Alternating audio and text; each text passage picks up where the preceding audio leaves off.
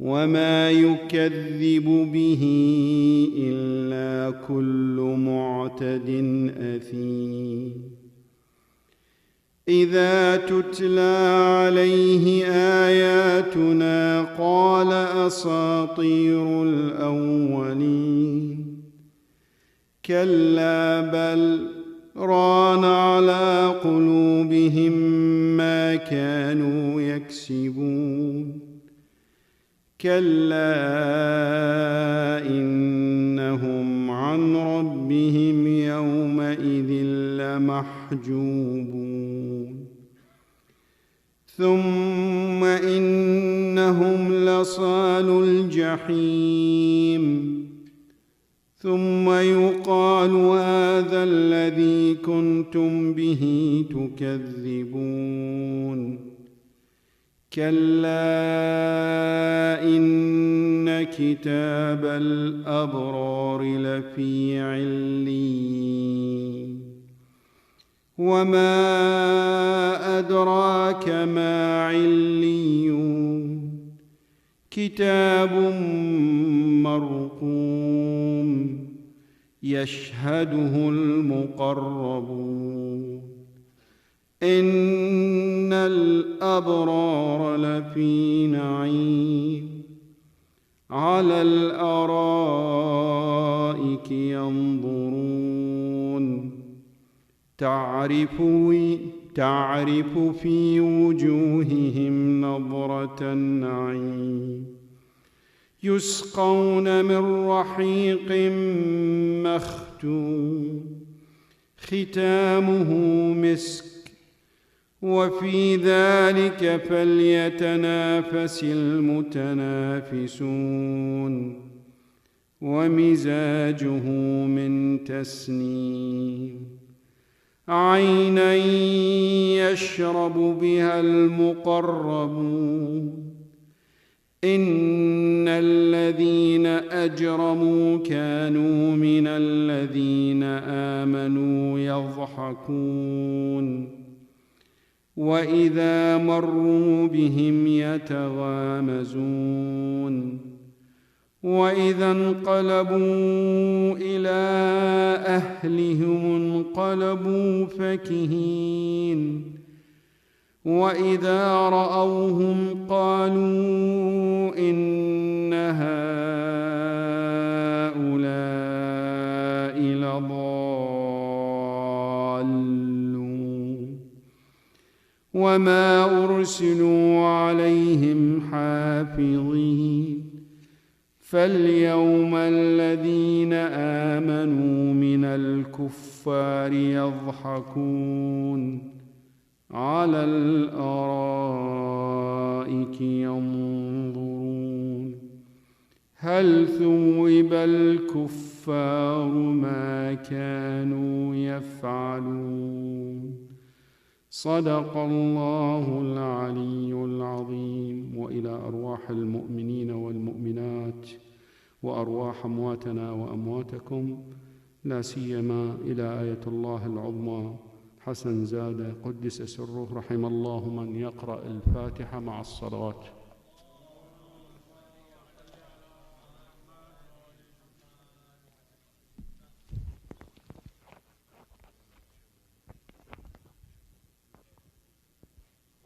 Jazakallah, Brother Ismail, for that beautiful recitation of the Holy Quran. May Allah subhanahu wa ta'ala reward you and accept from you your hajat. Inshallah, to continue the program, I'm going to be inviting up Brother Danish Naqvi for the recitation of a salam. So if everyone could please welcome him with a loud salawat. Allahumma salli ala Muhammad wa ali Muhammad.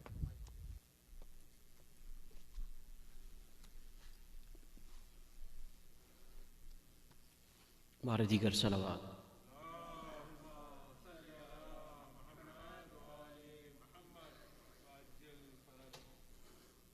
ना मिलेगा तुझे शबीर सा भाई ज़ैनब ना मिलेगा تجھے شبیر سا بھائی زینب ڈھونڈنے جائے گی گر ساری خدائی زینب نہ ملے گا تجھے شبیر سا بھائی زینب ہے اپنے اشکوں سے جلا شام میں غریباں کے چراغ اپنے اشکوں سے جلا شام میں غریباں کے چراغ تو ہے 18 چراغوں کی اکائی زینب جانے کیا شام غریباں میں ستم ٹوٹے ہیں جانے کیا شام غریباں میں ستم ٹوٹے ہیں عمر بھر چین سے پھر سو نہیں پائی زینب دو پہ سر تو نے تو دو بازو دیے غازی نے دو پہ سر تو نے تو دو بازو دیے غازی نے پہلے تو رس میں وفا تو نے نبھائی زینب سرخ یہ کس کے لہو سے ہوئی پوشاک تیری سرخ یہ کس کے لہو سے ہوئی پوشاک تیری لاش کیا سینے سے اکبر کی لگائی زینب پانی کو دیکھ کے کیوں کر نہ جگر ٹکڑے ہو پانی کو دیکھ کے کیوں کر نہ جگر ٹکڑے ہو کھا گئی ہے تیرے غازی کو ترائی زینب ہائے کس شان سے نکلی تھی وطن سے زینب ہائے کس شان سے نکلی تھی وطن سے زینب کیسی غربت کو سمیٹے ہوئے آئی زینب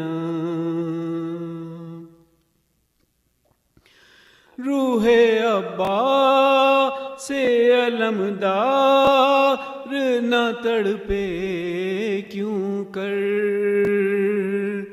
روح ابا سے علمدار نہ تڑپے کیوں کر ڈیر شام کے دربار میں آئی زینب سارے غم بھول لے گئے سرور و ریحان مگر سارے غم بھول گئے سرور و ریحان مگر فرش غم ہے تیرے بھائی کی بچھائی زینب نہ ملے گا نہ ملے گا نہ ملے گا تجھے شبیر سا بھائی زینب نہ ملے گا تجھے شبیر سا بھائی زینب صلوات.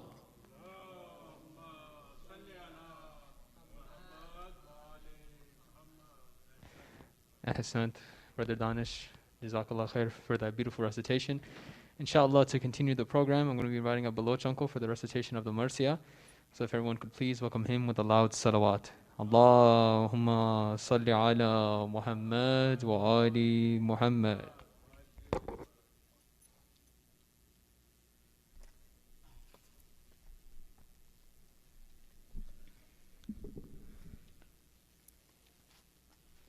بابلند آواز سلوات.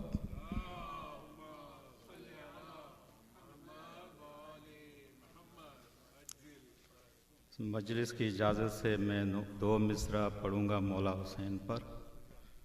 اگر کہیں گے تو 2 ہی پہ ختم کر دوں گا. پھر 2 مصرع میں بی بی جناب سیدہ بی بی زینب کے اوپر. بابلند آواز سلوات.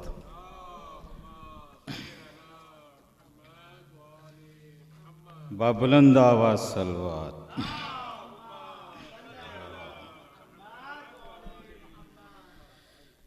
تیروں کے مصلے پر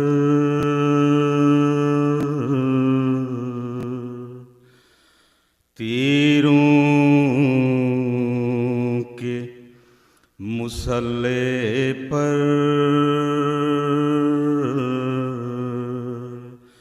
وہ سجدائے شکرانہ تیروں کے مصلے پر وہ سجدائے شکرانہ شبیر نے بتلایا شبیر نے بتلایا اسلام پہ مر جانا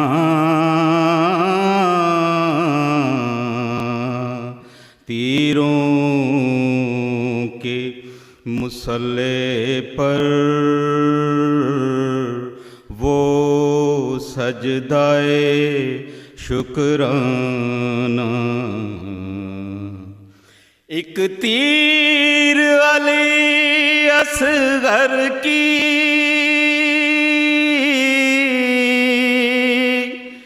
گردن پہ لگا آ کر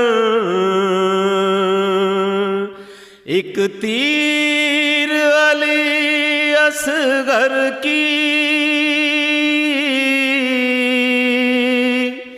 گردن پہ لگا کر معصوم کا ہنس دینا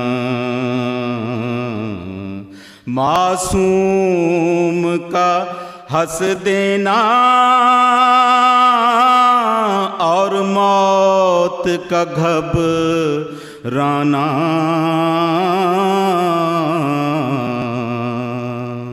تیروں کے مصلے پر وہ سجدائے شکرانہ میت علی اصغر کی ہاتھوں پہ اٹھا بولے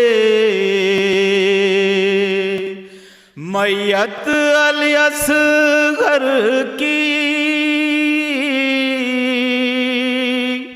ہاتھوں پہ اٹھا بولے اللہ تیرے آگے ہے، اللہ تیرے آگے ہے، شبیر کا نذرانہ تیروں کے مصلے پر وہ سجدائے شکرانہ. بلند آواز صلوات.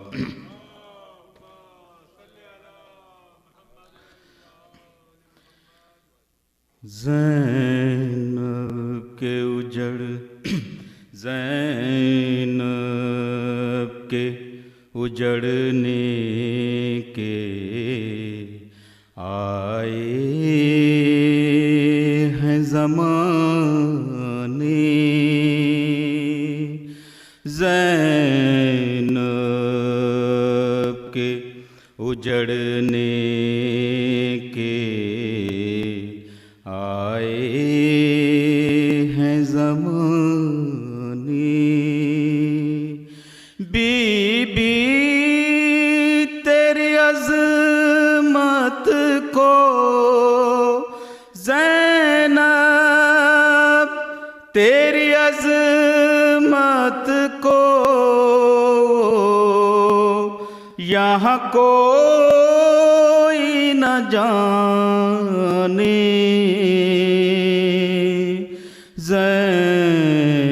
زینب کے اجڑنے کے آئے ہیں زمانے، معصوم نے پوچھا کہ پھوپھیے تو بتاؤ،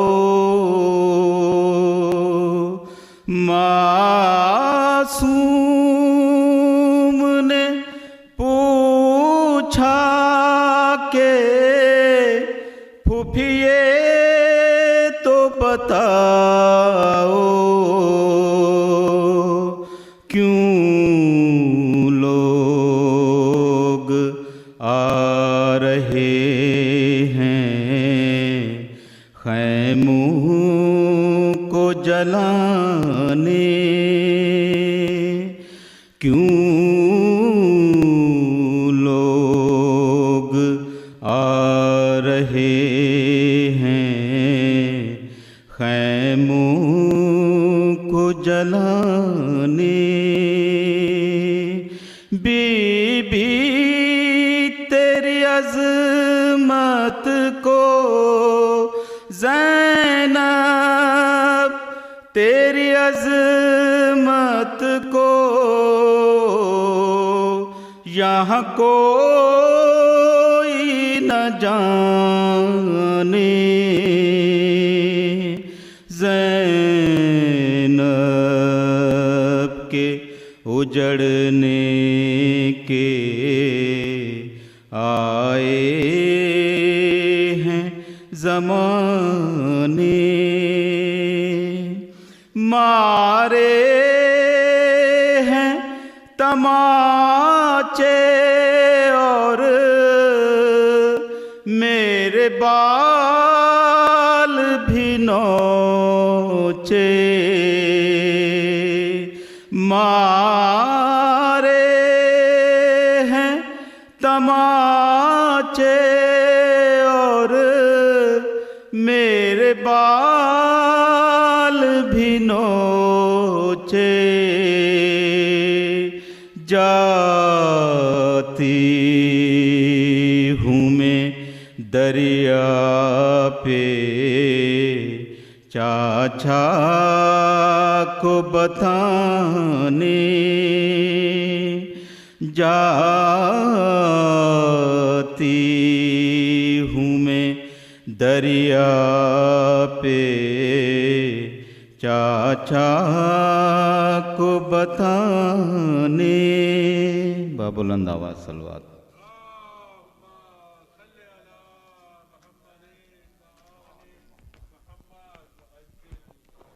Jazakallah, Baloch uncle, for that profound recitation. May Allah subhanahu wa ta'ala reward from you and accept from you your hajat.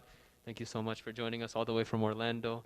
Inshallah, to continue the program, I'm going to be inviting up brothers Ali Zair and Ali Yani for the recitation of some English poetry. So if everyone could please welcome them with a loud salawat. Allahumma salli ala Muhammad wa ali Muhammad.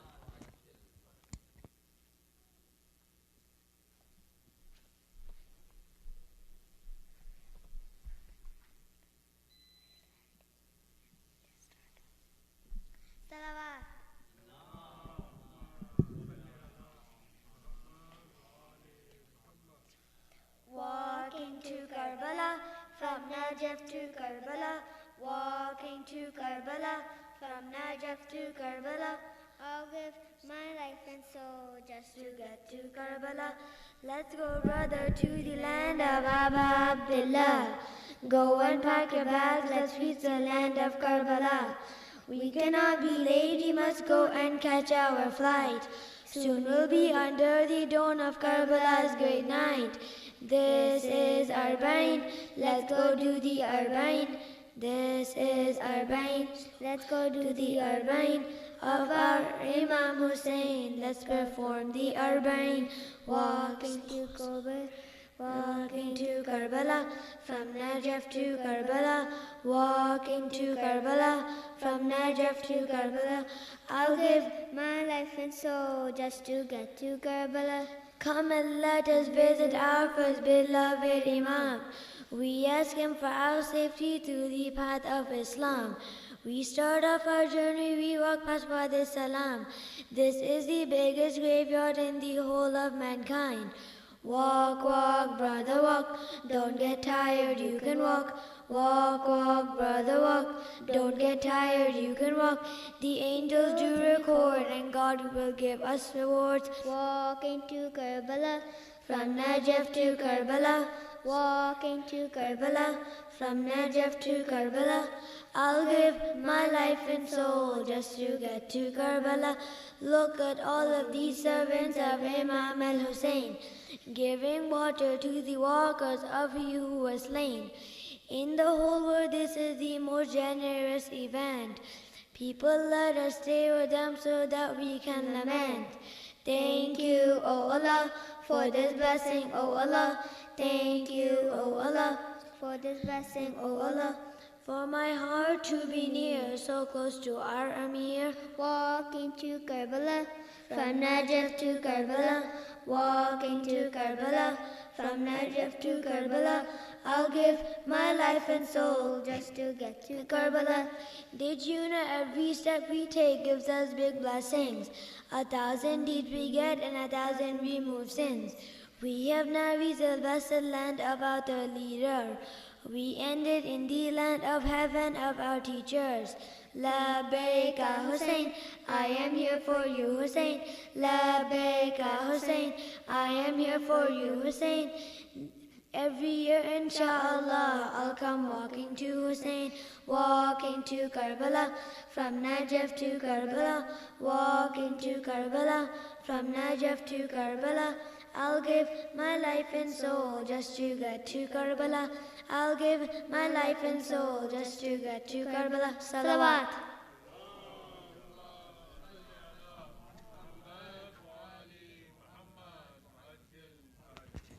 Ahsant. Subhanallah. Bar Muhammad wa ala Muhammad salawat. Allahumma salli ala Muhammad wa. May Allah subhanahu wa ta'ala reward the both of you and keep you on the path of the Ahlul Bayt alayhim as-salam, inshallah. Before I invite Maulana up to a mimbar, Surah Fatiha is requested for all the marhumin and marhumat, and especially the Following names: Ayatollah Khomeini Rahmatullahi Alayh, Allama Rashid Turabi, Sayyid Nurul Hassan Jafri, Sabiha Nurul Hassan Jafri, Sayyid Shahid Albar, Sayyida Fatma Zaidi, Sayyid Ammar Zaidi, and Ayatollah Hassan Zada Amali, who unfortunately passed away today. So, Bismillah ar-Rahman ar-Rahim.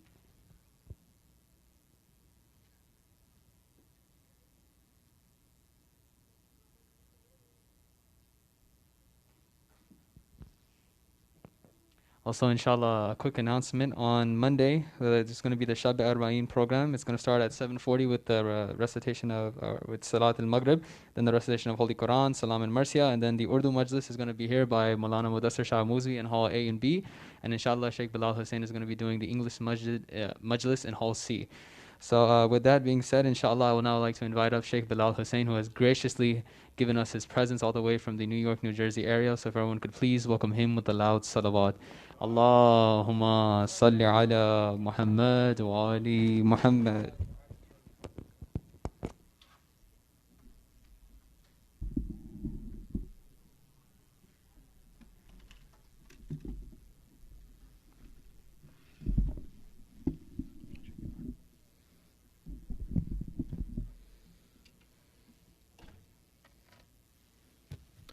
رحم الله من يقرأ سورة الفاتحة.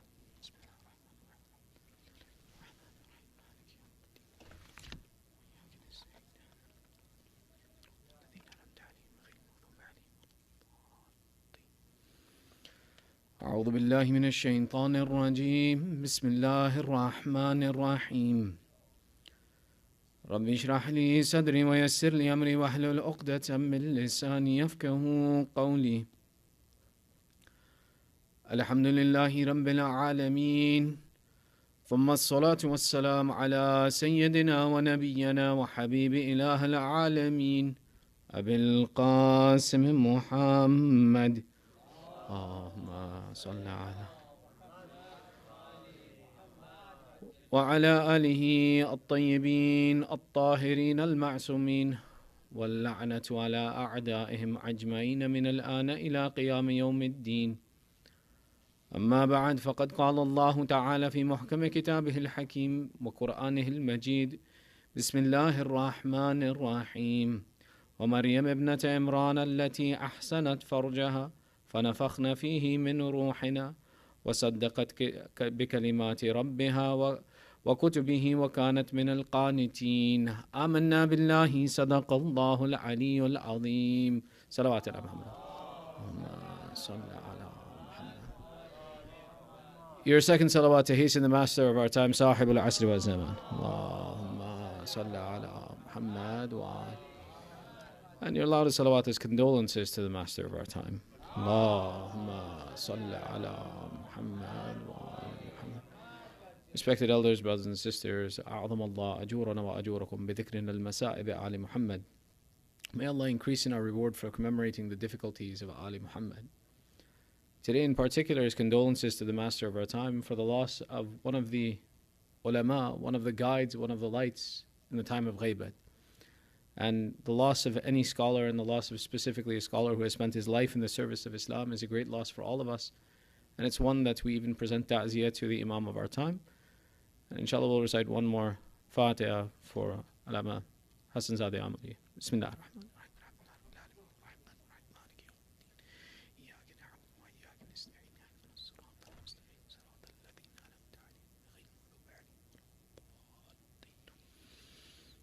The loss of a scholar, there are many narrations that talk about this. Shahid al-Thani wrote a book called Munyatul Murid that talks about the importance of studying the Islamic sciences. And it's a very interesting book. They teach it to you when you start the Hawza, and the first chapter in the book talks about all the fantastic things you'll gain by becoming a talib of the religion, talib ad-din. You study the religion, mashallah, what you can attain and the great rewards that Allah has placed for you. And as soon as the second chapter begins, Shaykh Thani starts talking about all the consequences of your decision, and the first thing he says of the consequences of your decision, now that you've read this far, you can't go backwards. Meaning now that you know the consequences, that now that you've taken on this responsibility, there's no going backwards to say, I don't want to be. But the loss of a scholar, is something so great that Allah says that even the land of this earth disappears into the sea by the loss of the scholars on this earth. And the loss of a scholar for us is a loss for one of the barriers that protects us from the attacks of shaitan. You see, the difference between an abid and an alim, a worshipper, a servant of Allah, and a scholar for Allah, is a difference of 70 stages in reward that they receive, where the passing of each stage is the equivalent of running of a horse for 1,000 years, meaning the distance is very far in the status that an alim receives. When the A'imma alayhimus salam were asked to explain why is there such a great difference, they explained that said, in abid, a servant of Allah is one who when shaitan approaches him with innovation, he accepts it. In alim is someone who protects the boundaries of Islam from the innovations of shaitan. That's why it's one of the important things that we honor, respect these people who protect us from the innovations of shaitan, save us from the difficulties that shaitan has for us, and which is why for us it is a source of honor that we have such protectors, and it's a source of great loss when we should lose them. And unfortunately in this year we've lost many already, including recently Sayyid Muhammad Sa'id al-Hakim, rahmatullah alayhi, now Ayatollah Hassan Zadeh Amuli. It's been a difficult time, but it's one of the responsibilities. And before we get to our topic, there's often a question, especially in these months. In these months, we ask the question, who has come for the majlis of Imam Hussain? Who came? Who is coming to present this majlis? The question is who did we send for the service of Abu Abdullah? Who did we send to prepare for our communities to help us? Who are we preparing so that our communities have consistency and protection? Who are we preparing that will be the guardian of our communities to ensure that our boundaries are protected from the innovations of shaitan? Including the topic that we're discussing here now, where the ladies of heaven were discussing them. Part of the responsibility of having this conversation, ensuring this conversation is happening, is that the culture around us has a very feministic flavor to it. Now, the rights of women are protected in Islam. Their status is something that is honored. But within Islam, there is a position that the woman is given, and within society, there is an expectation that is different. And these two conflict at points in time. And we need to know what does Islam want from us and how to raise our daughters, how to respect our sisters, our mothers, and our wives. We have to learn from the examples that Allah has given us. To do that and to understand these conflicts, we have to invest. لولا نفر من كل فرقة طائفة ليتفقهوا في الدين. That every nation should send someone from amongst themselves to go and study the religion of Islam. That if he returns then, that he should be someone who guides and protects the community from the harms that exist around it. So the loss of these ulama is not something that, oh, Khatir, he died, poor man. No, it's for us, it's a warning. We're in a state of difficulty. That those who are our guardians, if they are leaving, who are we sending forward to replace those guardians? Who are we sending forward to protect our communities? And this is a responsibility we all have to work on. Sallu ala Muhammad wa ali Muhammad. Allahumma salli ala Muhammad. Our discussion again today will be split into two parts of our discussion. One, we were talking about the Akam of Burial and the rules and some of the mustahabbat as well as the makruhat and good things and bad things to associate with burial and the visiting of graves, inshallah, we'll talk about in the days coming. As well as then the second half of our discussion that is talking about the women of paradise and the 4 selected women, amongst whom we'll discuss tonight, Bibi Maryam bint Imran. In the first part of our discussion yesterday, we started talking about the rights of burial and the process of burial. And we talked about a number of things that are recommended to perform for the person who's deceased. Along with these things that are recommended to perform, there are some things that we should not perform. There are some things that are makruh, that are not recommended to be done in the process of burial. And we'll mention 6 of them today, as well as some of the mustahabbat. We'll continue our discussion forward. From amongst the first things that it's important to pay attention to, that it's not recommended to do, is that we add something on top of the grave other than the soil that came out of the grave.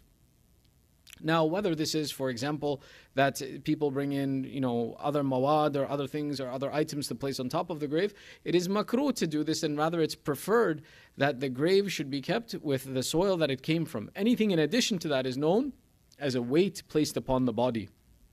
So it's something that's recommended not to do. The second of these things is that it's recommended that if a son should pass away, the one who places the body inside the grave should not be the father. It's one of the extremely makruh actions, that it's very, very not recommended that the father should be the one who lays his son in the grave. And there is a riwayat that give emphasis upon this point, which is why we mention it, that it's something recommended not to do. The third of these things is actually one of the makruh actions that is tied to a mustahab action. When a person dies, now in the country that we live in the graveyards that we go to, amongst them they give you, they manage this process of where, for example, in America it's very expensive to die, being very honest with you. You don't just have to buy a grave, but you have to pay for the process of the opening and the closing and the management of this grave. And what that essentially means is that when you go to the graveyard, the people who work there, the management, prepare the grave in preparation for the person who has deceased, and what they do is they fill the grave after you've placed the person in the grave. I've not seen a state yet that has any rule different than this, but this is essentially the rule that happens here, that they take care of this responsibility and you have to pay for it. And unfortunately in some places it's going to be a very expensive process. But the process of closing the grave, where they fill the grave, amongst the mustahabbat is for the mu'mineen to put dirt into the grave of the deceased. And for example, it's recommended that those who can, they from their left hand, for example, from the back of their hand, they push in the dirt 3 times, and that every one of the people who are present and those who are the mu'mineen, that they should fill the grave itself. And there are some narrations that even talk about that as you perform this action, you recite the phrase minha khalaqnakum wa ilayha nu'id wa minha nakhrijukum taratan ukhra, that from this soil we created you, to it we are returning you, and from it again we will take you out another time. The intention of this is to understand the reality of death that is present for each of us. While yesterday we mentioned all of the actions that we perform in a burial, their priority is that we are servicing and helping the person who is deceased, not the people who are alive. This is one of those actions that in the process of helping the person who is deceased, we're going through the process of reminding ourselves that this is going to happen to us. Which is why amongst one of the mustahab phrases to say is that when we see a deceased person, وَأَنْتُم مِّنَ الْمُتَقَدِّمِينَ وَنَحْنُ مِنَ الْمُتَأَخِّرِينَ, that you have gone on before us, but we too are following behind you. That anyone who sees a mayyit recognizes and acknowledges, though I am still alive and alhamdulillah Allah has given me life, it's not far that this person leaves and I will be soon after them. So they may have gone on before me, but I am shortly to follow them. And these ideas are important for us to stay impacted by them. This process of placing dirt in the grave is from amongst the mustahabbat, except for the family of the deceased. That it's actually makruh. It's recommended that the family of the deceased not be part of the people who fill in the grave and put dirt in the grave, whether from the back of the hand, whether by a shovel, or however it happens. The riwayat explains specifically that one who performs this action for his relatives, his heart will be hardened, meaning that he will lose his sensitivity and his empathy for others by performing such an action.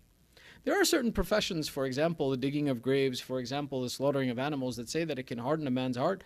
But this is an action that one side, it's mustahab. It's mustahab, it's incredibly mustahab that we go and we help fill in the grave of a mu'min and we bury a mu'min. Very mustahab.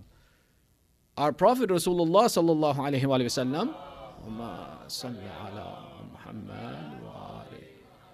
himself would frequently participate in it, and there are personalities that he buried with his own hands that would be discussed about the fact that the Prophet gave them this honor, and this was something that he saw as a responsibility of the mu'mineen.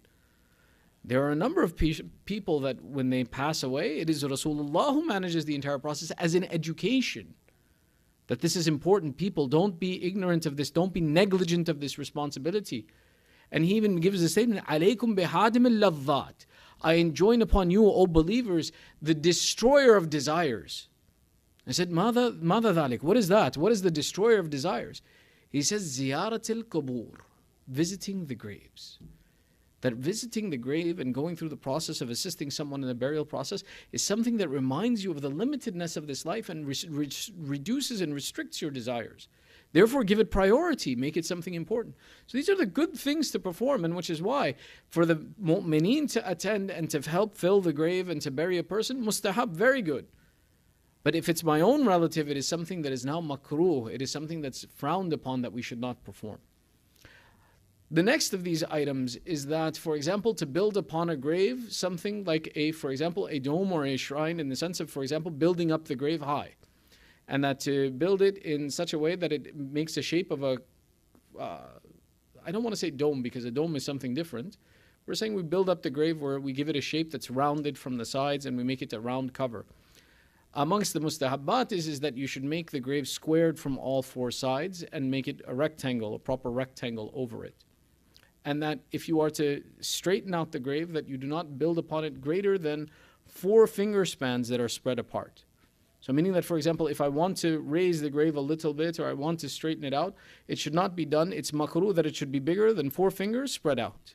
Anything more than this above the ground is something that now becomes makruh that we shouldn't do. Building upon the graves and building large structures upon the grave, not as a headstone. Headstone is okay. Building physically upon the grave is something that's recommended not to do. The 6th of these items that we'll mention is the laughing in a graveyard is incredibly makruh. That to go to a graveyard and laugh is incredibly makruh. And it's because it goes against the principle of what we're doing in the graveyard. If we're seeing the narrations of our Prophet telling us, go to the graveyard to control your desires, to control your issues, to control your love for this world, then the opposite of it is that we should go to a graveyard and that we are laughing there and that we are joking and speaking lightly. Which speaks to some of, for example, the mustahabbat that are required to do or that should be done, which includes the talqeen. A talqeen is a reminder. And it's a reminder for the deceased person. It may be that you know or you don't know, but we'll explain it very briefly. You guys okay? All right. Sallu ala Muhammad wa ali Muhammad. Sallu ala Muhammad. This is an interesting discussion which starts the conversation about saying about the process of what happens to you after death. Now each of us knows that on Roz Mahshar, on the Day of Judgment, Allah will raise us and ask us about the actions that we performed in this life. And it's noted in some of our narrations that this day will last for the believers a period of 50,000 years. And there are 50 stages that you have to pass to receive your reward or punishment. And the passing of each of these stages takes 1,000 years. But what's interesting is that when you take a look and you see the statement of our 6th Imam where he says, the first thing you will be asked about on the Day of Judgment is your prayers. In qubilat, qubilat ma siwa. Wa in ruddat, ruddat ma siwa. Imam Sadiq explains that on the Day of Judgment, the first thing you're asked about is your prayers. If Allah accepts your prayers, He'll accept everything else from you. And if Allah refuses your prayers, He will refuse everything else that you've presented for Him on the Day of Judgment. Now what's interesting is you notice on the Day of Judgment, the first thing you're asked about is not your Lord. You're not asked about your Imam. These aren't the questions that are asked on the Day of Judgment. On the Day of Judgment, the actions you're asked about are from the furu', from the actions that you perform. Now, I know typically we learn 10 furu'. We learn 10 furu' ad-din. Namaz, roza. Yeah, I learned them too. But there are many doors of action that are responsibility, and there are up to 50 doors that we're talking about that on the Day of Judgment that we'll be asked about. But each of them refers to an action, not to our aqidah. The aqidah, this is interesting, that it's understood that the idea of the aqidah is asked about and established as soon as you enter the grave. Meaning Allah starts a filing process. Allah is organized about this process.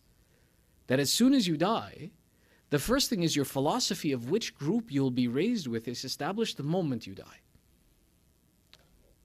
This is why the questions of Munkar and Nakir are, who is your Lord? What is your book? Who is your Prophet? Who is your Imam? What is your Qibla? All of these questions that are asked to every person who is deceased give a preparation of what to expect and where they will be risen up on the Day of Judgment. So the idea is that the first challenge that a person faces, the first difficulty a person faces as soon as they're dead, is making sure that they get lined up in the correct category for the Day of Judgment. And to prepare them for that is what we do that's called talqeen, that we remind the person who is deceased about the significance about what is supposed to happen next. This is really important, because if you don't do these questions correctly, you've essentially brought yourself into the wrong line on the Day of Judgment, and if you're in the wrong line, then the limitation of what you can get as reward and punishment is what that line is capable of. We know that the line of Ali Muhammad, the line of Ahlul Bayt, is the best line that will give the best reward and reduced punishment of the least. Inshallah. Yallah, inshallah. Okay, come on, man. I know you want the same reward I do. Inshallah. Sallu ala Muhammad wa ali Muhammad. Allahumma salli ala Muhammad. Listen, there are certain du'as that are very easy on the tongue, but they're very significant. This asking Allah for reward is a very important dua, trust me. We can't handle Allah's justice, we need Allah's mercy. And His mercy is always having hope in Him that He will give us His mercy. So this idea of this talqeen is that reminding that, okay, O person, O mu'min who's about to die, you're about to go through a very difficult phase now. We're about to leave you alone. The first thing that happens in this phase is that you will be asked about where Allah will categorize you on the Day of Judgment. Therefore, don't be afraid. We literally tell this person, La takhaf, don't be afraid. That if these angels come to you and they ask you about your Lord, reply to them with confidence. And we tell them, Allahu Jalla Jalaluhu Rabbi, and our Prophet, and our Imam, and Qur'anu Kitabi, wa Ka'batu Qiblati. All of these things we remind the person such that after we leave them, when they're asked about these questions in this state of difficulty and newness, don't let your voice be lost. Be confident about this. This talqeen is a very important action. It's done twice once we reach the graveyard. Once before we lower the person into the grave, and once after we fill the grave, we give this talqeen to this person. Amongst the mustahabbat further is that before a person passes away, that they should be reminded about this as well too.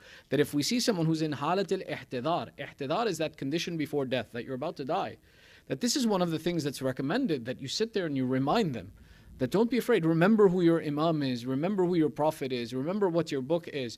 And to repeat the Shahada, repeat the Kalima, repeat these things that enforce and reinforce the Aqidah that we lived our life on, so that when we're asked about it, we have the confidence to answer it correctly.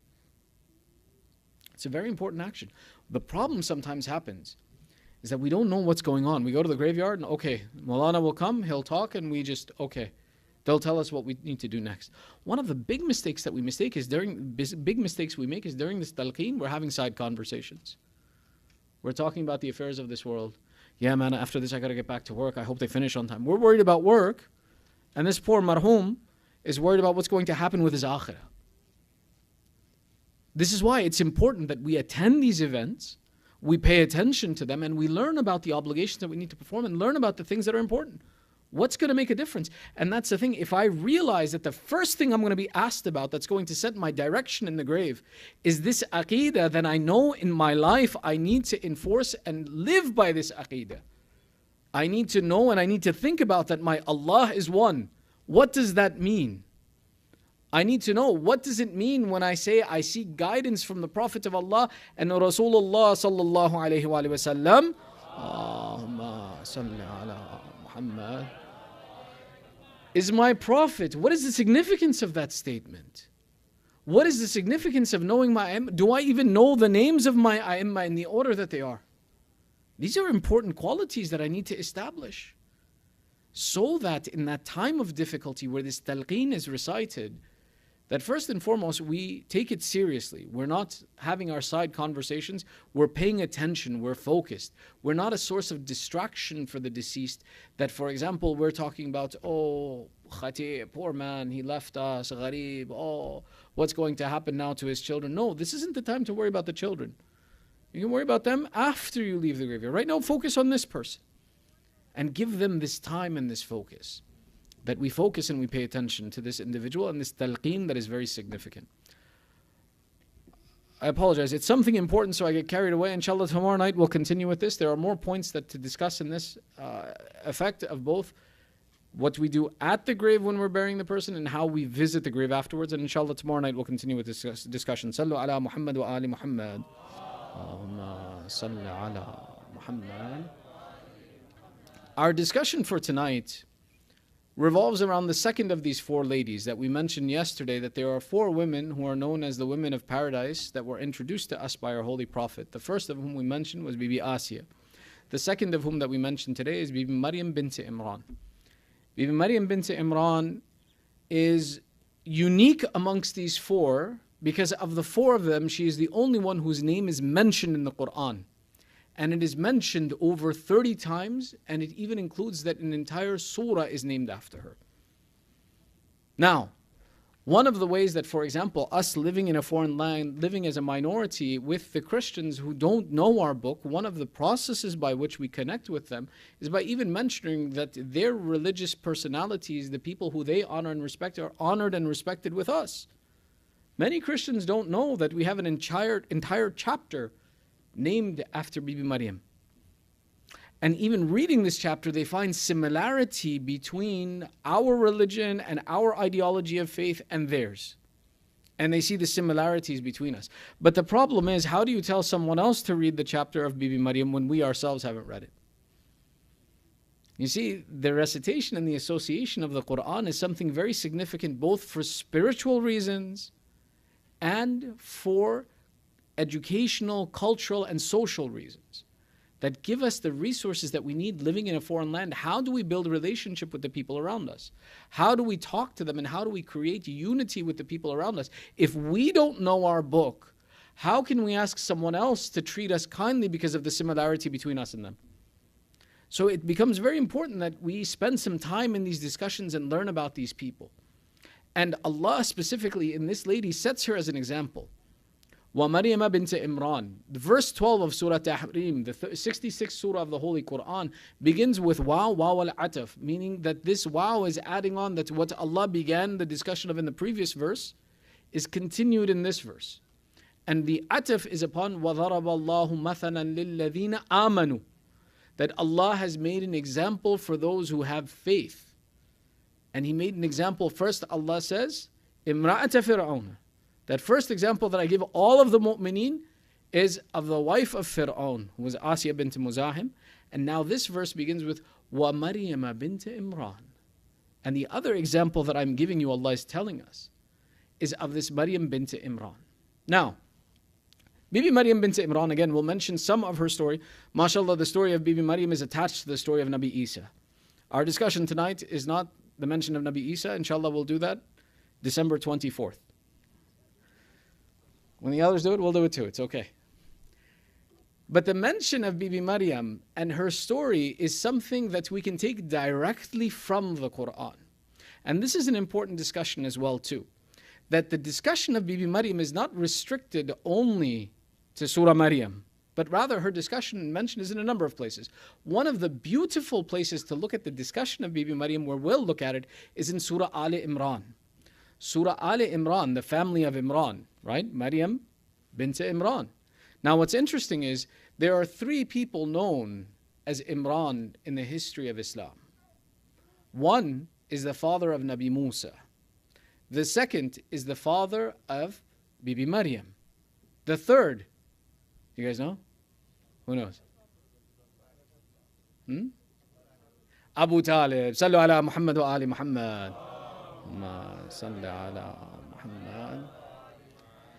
The third of these Imran is known as Hazrat Abu Talib. And it's important to know this, which is why, for example, there is in verse 32, in verse 33 of Surah Al-Imran, إِنَّ اللَّهَ أَسْتَفَى آدَمَ وَنُوحًا وَعَلَى إِبْرَاهِيمَ وَعَلَى عِمْرَانَ عَلَى الْعَالَمِينَ.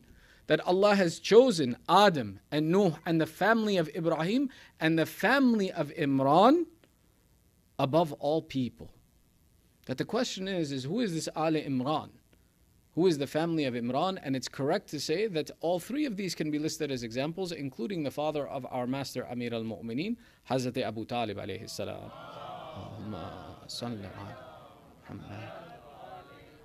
Shall I take it aside for a moment?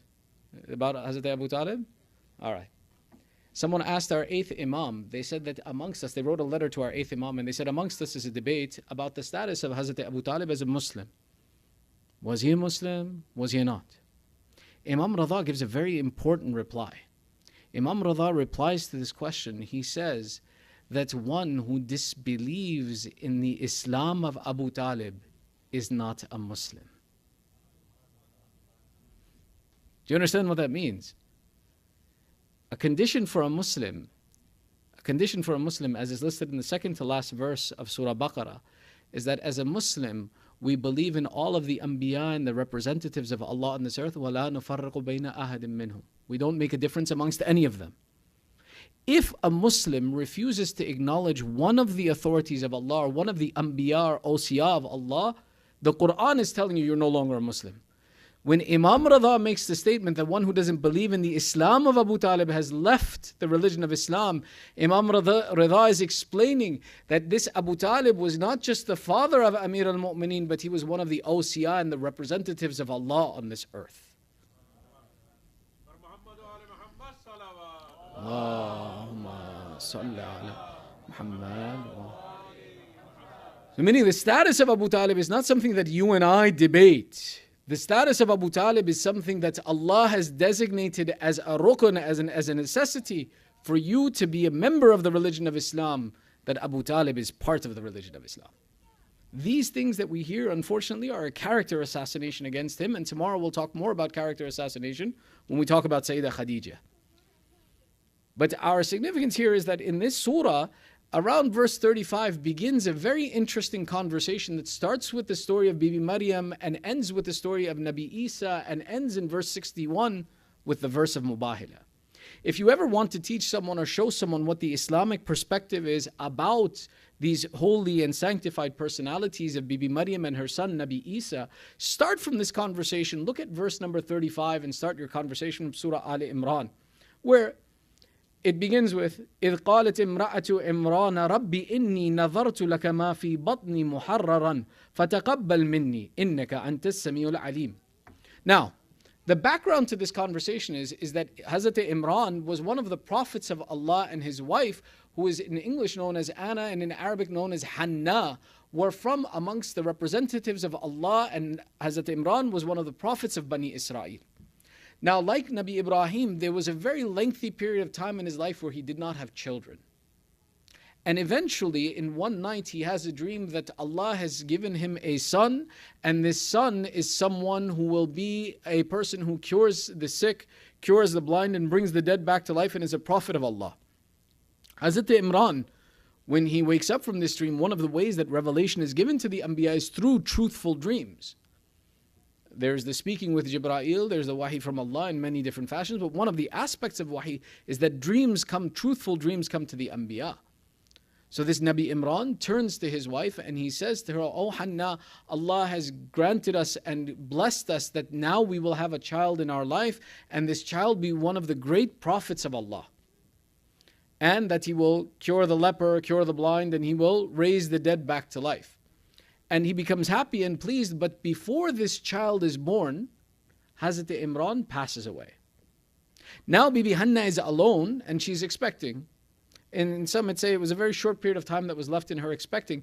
And in this situation, one could imagine that they, for example, become worried. What's going to happen to me now?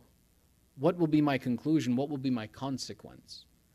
But Bibi Hanna had complete faith and trust in Allah. Therefore, she makes the statement, she says, which is why Allah is quoting her statement. إِذْ قَالَتِ امْرَأَةُ إِمْرَانَ. And the wife of Imran, she said, رَبِّ إِنِّي نَظَرْتُ لَكَ مَا فِي بَطْنِي.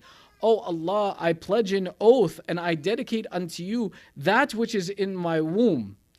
Muharraran, that is with that which is in my womb moving. فَتَقَبَّلْ مِنِّي. Accept from me this dedication in your way. إِنَّكَ أَنْتَ السَّمِيعُ الْعَلِيمُ. For thou hears and knows all things. Bibi Hanna, though she is alone now, her husband has died. She's not afraid. She makes the commitment, my husband saw a dream. I trust in his dream that Allah will grant me a son who is a prophet. And she says, Allah, before I even see this child, in those days there was no sonogram, there was no knowing what's coming. She makes the commitment, she says, oh Allah, whatever my child is, I dedicate to your path and will be dedicated to you and will serve for you. Now in the time of the Bani Israel, this was a common practice that a child, when they would be born, they would be dedicated to the way of Allah, they would be dedicated to the way of the Lord, and they would be raised inside of the temple, inside of the places of worship, where they would dedicate their life until they became baligh, and at that point in time they were free to choose what they wanted to do. That they could continue down this path or they could be free. But it wasn't, for example, that before you were born, your whole life ahead of you was locked in and khalas. No, your childhood that your parents had the right to rear you through, they could make the dedication that instead of me rearing my child, I will send my child to the service of the Lord, and that child would be raised inside of the house of worship. Bibi Maryam has such confidence. She says, Bibi Hanna has such confidence. I don't want this child for me. Whatever my husband saw was true, and I have faith in Allah, therefore I dedicate this child. Now what happens is, we know she doesn't have a son. There's no surprise, you know this. You're okay? You seem surprised. You're not surprised. Sallu ala Muhammad wa ali Muhammad. Sallu ala Muhammad. Bibi Hannah doesn't have a son. She was planning on dedicating this son who was going to be a prophet to the path of Allah. Which is why the next verse of the Quran, the very next verse, فَلَمَّا وَضَعَتْهَا قَالَتْ رَبِّي إِنِّي وَضَعَتُهَا أُنْثَى وَاللَّهُ أَعْلَمُ بِمَا وَضَعْتُ وَلَيْسَ الذَّكَرُ كَالْأُنْثَى.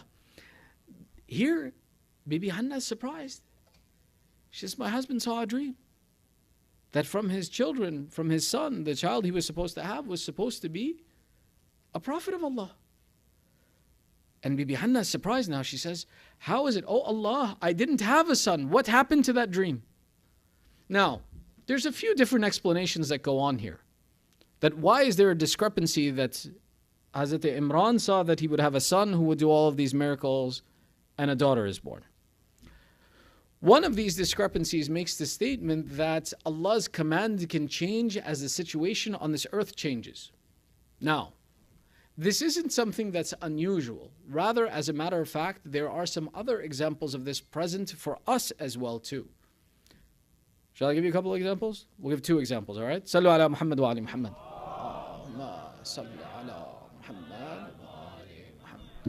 One of these examples talks about the children of Sayyidah Zahra. That Sayyidah Zahra, who has these 2 sons, the narrations explain that had they not killed Sayyidah Zahra, all 12 of the Imams would have been her sons. Each of her sons would have been an Imam and she would have had 12 sons. But that they killed Sayyidah Zahra in oppression, that then the process changed where the Aimma passed from the lineage of Imam Hussain. This is one example that says that had the people behaved differently, this world would have behaved differently. Another example of this is the statement from our 4th Imam when he explains, he says the greatest honor for a halal animal, for an animal that can be halal, is to be consumed by the mu'min. And had they not stolen the right of my father, of Imam Ali, no animal would have been denied this right. The significance of that statement means that one of the difficulties that has befallen us, one of these problems of oppression and difficulty that we have, is that had the right of Amir al-Mu'mineen been preserved, that his wilayah had not been questioned, that Islam, the true Islam of our Prophet, would have been something that spread over this world, and all of the people would have been those who are the followers of the true religion of Allah. There's a 3rd example. Shall I give you a 3rd example? This one's serious. This one's very important. It's noted that the coming of our 12th Imam Sahib al-Asr wa Zaman,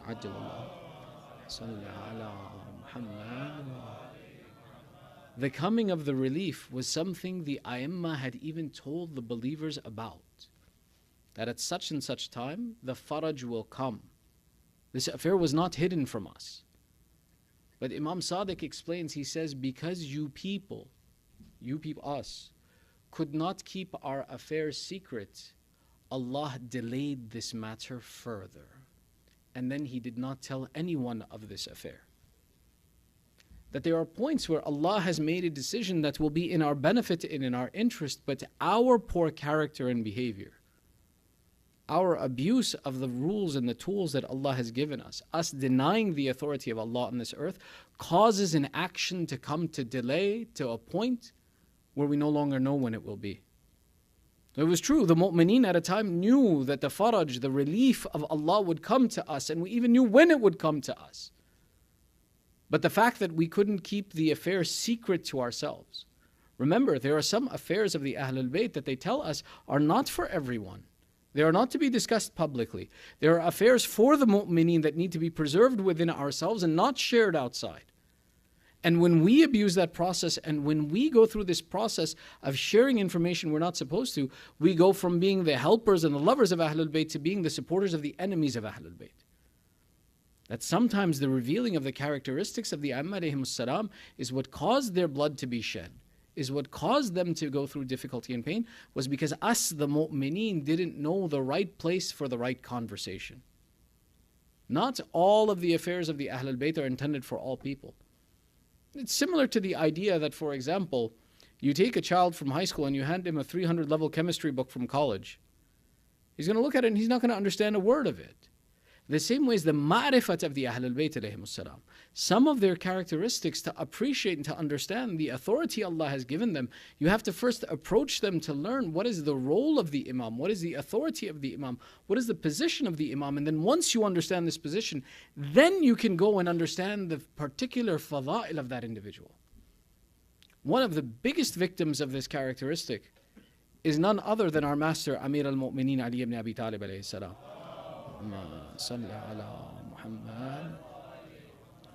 That when it comes to his fada'il, some of our own communities, not here, but in other places, they come and they say, how is this possible? How could Allah give this quality to Amir al-Mu'mineen? If we find, and this is nasiha, guidance, that if we find a characteristic that doesn't make sense to us, or a fadilat, or a status of the Ahlul Bayt that doesn't make sense, don't bring it to question and say, how is this possible? Wait and bring it to someone who has more knowledge that they can then go and explain to us the details of what is the significance of this fadila. What is the point of this fadila? And there's one that I use as an example. I don't know, we're getting late, but it's Saturday night, right? I got in trouble yesterday that I didn't recite long enough. So tonight, you guys are stuck with me. Huh? As long as you don't fall asleep, we'll keep going. Sallu ala Muhammad wa ali Muhammad.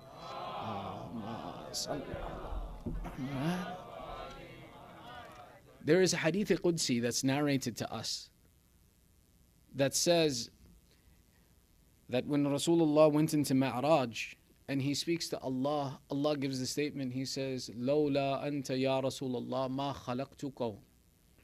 That had it not been for you, O Prophet, O my beloved, Ya Habib, I would not have created this world. وَلَوْلَا Ali ma khalaqtukuma. And had it not been for Ali, I would not have created you or the world. Now this some people get lost on, but I'll explain it. I promise I will explain. Stay with me. Nobody go to sleep yet. And the hadith continues, وَلَوْلَا فَاطِمَةَ مَا خَلَقْتُ قَدْ. Had it not been for Fatima, I would not have created anything. Now, for example, those who want to exaggerate, they look at this and they say, you see, na'uz billah, had it not been for Imam Ali, Rasulullah would not have existed. Therefore, Imam Ali. No. And then they look further and they say, Sayyidah Zahra and Mati. But there's a significance to why Allah makes this statement. There's an importance to why this statement is made. And when we understand it, we understand how Allah is pointing to the fadilat of these personalities in the statement. The significance of this. When Allah makes the statement, if I would not have created you, Ya Rasulullah, I would not have created the world. Rasulullah is rahmatul lil alameen, is the mercy to all of mankind and all of humanity. Our Prophet is the direct path of understanding who it is that created us and building a relationship with Allah. Allah is making the statement, if I had not made a way for humanity to reach me, there would have been no reason for me to create humanity because they would have never been able to come to me. He continues, our Holy Prophet was given the life of a human being. Our Prophet was a human being, meaning that his lifespan was limited on this earth, and there would come a day where our Prophet would leave this world. And after he leaves this world, how would we know how to find the path of guidance to Allah? So Allah makes the next statement, had I not created a source of guidance that when you leave, O Prophet of Allah, that humanity can still find its way to you, there would have been no benefit in creating you, because humanity after you left this world would be lost from guidance. Which is why our own Prophet, he made this statement. He says, Lawla anta ya Ali lam yu'rif al-mu'minuna ba'di. That had it not been for you, O Ali, there would have been no way to know who is a believer after I left this world. So Allah making the statement that had it not been for Ali, I would not have created either of you, is to say that, Ya Rasulullah, Allah gave you as guidance to all of humanity, but that guidance after your life needed to continue. Once there was a wasi, then there was a way to reach the guidance of Allah. Therefore, Allah needed to create Ali so that your message could reach humanity. And then the final statement, وَلَوْلَا خَلَقْتُ فَاطِمَةً مَا خَلَقْتُ قَدْ. That had it not been for Fatima, I would not have created any of you. Because this wasi of the Holy Prophet was also a human being. and that at some point in time he would leave this world too, and that message needed to continue after him to reach all of humanity, which is where the sons of Fatima Zahra became the source of guidance for humanity. Allahumma salli ala Muhammad. The message here is to say that had there been no way for the guidance of Rasulullah to reach humanity, what would have been the benefit of that humanity that could never reach Allah? It's not giving the fadilat in such a way. This is why it's important to think about these fada'il and learn about them, to spend the time and invest in educating ourselves. Not that when we hear a fadila we say, this doesn't make sense to me, throw it out. No, ask the people who know, and they will educate you about how to approach the Ahlul Bayt, how to understand their attributes, so that we don't become people who, by wanting to help the Ahlul Bayt in our ignorance, become enemies of the Ahlul Bayt. This is the dangerous quality. Now, this is explained as, let's go back to our discussion now. We went very far aside. Come back now. That Bibi Hanna, when she has this child, it's a girl. She's asking, this wasn't a girl, Ya Allah. What about the vision? So one explanation is to say that the hukum of Allah changed because the circumstance around it changed, that it should have been a son, but the circumstance, maybe by the unjust killing of Nabi Imran, it was that this matter was delayed. Maybe by some other action of society this matter was delayed, or maybe it was the fact that Allah Himself had intended from the beginning that the dream of Imran was not something that would be immediately filled, but that would be filled from the children of his lineage. So in this way, we take a look and we see that the surprise of Bibi Hanna could be legitimate, that Allah had changed His intention the way He did because of the relations of people, that some of even the affairs of our community have been changed because of the way the people behaved. That maybe it was the people of that time, their behavior caused the changing of the command of Allah, or maybe that Allah has always intended. This Bibi Maryam herself is a miracle, and she is the cause of 2 more miracles. We'll get to those 2 as well too. You guys are still with me? Sallu ala Muhammad wa ali Muhammad. Sallu ala Muhammad wa. Now what happens? Bibi Hanna, she gives birth and she says, قالت ربي إني وضعتها أنثى. Oh Allah, I gave birth to a female child. والله أعلم بما وضعت. And Allah knows best what she brought forth. The next statement, الذكر وليس الذكر كالأنثى. And that certainly the boy is not like the girl, or certainly the male is not like the female. Now this comment in Tafsir Majmu' al-Bayan of Alama Tabrasi, as well as Alama Tabataba'iz al-Mizan and other places, there's a discussion about who says this statement. وَلَيْسَ الذَّكَرُ كَالْأُنْثَى. And certainly the boy is not like the girl. Collectively, our ulama in general come to the conclusion that this is not the statement of Bibi Hanna. She's not making the statement to say that, this girl is not like a boy. This is not the same that I have a girl, now I intended to have a boy. Why? Because the structure of the sentence doesn't lend itself to the voice of Bibi Hanna. Why? She says, and the boy is not like the female, but she has a female in front of her. So logically, a person in that situation would say, this female is not like the boy that I expected. The structure of the statement brings to an opinion from the ulama to say that this is Allah making the statement to say that this female is not like the boy you thought you were going to have. Bibi Hanna's expectation was that she was going to have a prophet, the same way her husband was a prophet. She expected that the way Nabi Imran was a Nabi, the same way this son would be a Nabi of Allah, and that's what would be expected. But what Allah gave her in Bibi Maryam was greater in barakah, was greater in status, was greater in ta'adeem than even the son that she thought she was going to have. That Allah is promising and saying that that boy that you thought you were going to have, what I have given you is greater than her. Bibi Maryam, from her birth, is someone who is special and known that she is the result of the dream, the ru'ya of Nabi Imran. Now, Nabi Imran had married to Bibi Hanna. Bibi Hanna had a sister who in Arabic is known as Hannana. Hannana in English is known as Elizabeth. Bibi Hanna's sister, Hannana, was married to Nabi Zakaria. Nabi Zakaria, who was the brother-in-law of Nabi Imran. When this child is born, Nabi Imran has passed. Nabi Zakaria knows what this child is. Nabi Zakaria knows that this is the answer of my brother's prayers, though we may not understand it. He knows that this child is special. And he ensures that this child will be treated specially. When we look at this verse and it continues, right? وَإِنِّي سَمَّيْتُهَا مَرْيَمَ.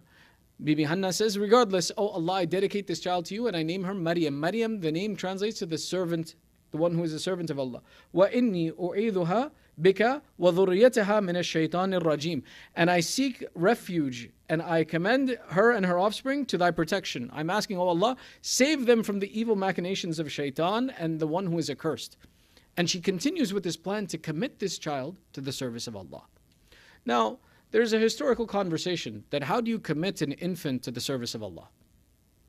And there's some debate about this, about whether an infant in those times would be taken to the house of worship and they would raise the child from infancy, or for example, that they would take the child at the age of 3, that until the age of 3 the parents raised her and then after that they sent her. There's some discussion about this, but essentially in our conversation it's not relevant to the point to say that this Bibi Maryam, though she was not the boy, the promise that Bibi Hanna made that this will be someone who is in the service of Allah continued. And Bibi Maryam enters the service of Allah. Now, when she enters into the house of worship, the men who are there, who are in charge of the children, knew this is the daughter of a prophet, and each one wanted the honor that they should have the responsibility of taking care of this child. And they began a debate. And the Quran discusses this in the next verse about how, for example, that Zakaria, the other priests, debated with Zakaria who would take responsibility of this child. Eventually they took a qur'a. The qur'a resulted that Zakaria was the caretaker. Her maternal uncle was the caretaker of this Bibi Maryam in the house of Allah, and that she was raised in the house of Allah and was someone who worshipped. Now for brevity's sake we'll continue the story, but if you read these verses of the Quran, it continues to elaborate exactly the points that we're going to talk about. You guys are still with me? Alright, sallu ala Muhammad wa ali Muhammad. Allahumma salli ala Muhammad wa... I mentioned that Bibi Maryam, aside from herself being a miracle of Allah, she is the source of 2 other miracles. Now, what happens with Bibi Maryam is that as she spends her time in the service of Allah inside of this temple, inside of this house of worship, she attains proximity to Allah and begins to love the worship of Allah and becomes known for her worship until she attains a status of maturity where she's no longer a child, she becomes a woman. And yet still she wants to stay committed to the message of Allah and to the service of Allah. And it's stated that in one of the narrations in Bihar al-Anwar, it says that she was someone who was both chaste and pious as well as very beautiful. And it became something that the people became very curious about or interested in, but Nabi Zakaria took her and secluded her in a part of the masjid, in a part of the house of worship, away from people, that no one could see her except for Nabi Zakaria, and he too would not enter until he took her permission. Which is why, as she spent this time in worship, Nabi Zakaria becomes astounded that he says when I would bring her food and I would enter into her room where she would be worshipping, food was already present. And the way that they knew that this food was provided by Allah to Bibi Maryam was that in the winter she would have the fruit of the summer, and in the summer she would have the fruit of the winter. That no person could be providing this. Nabi Zakaria at one point in time, he turns to her and asks her, where did this food come from? Where do you keep getting your sustenance from? She says that it is Allah who provides my sustenance for me and no one else. The result of this statement makes Nabi Zakaria in his heart the desire for a child to be raised again. Nabi Zakaria is in his old age as well too now. He's an old man. But looking at how Allah has favored this Maryam, Nabi Zakaria immediately makes dua and he says, oh Allah, give me a child.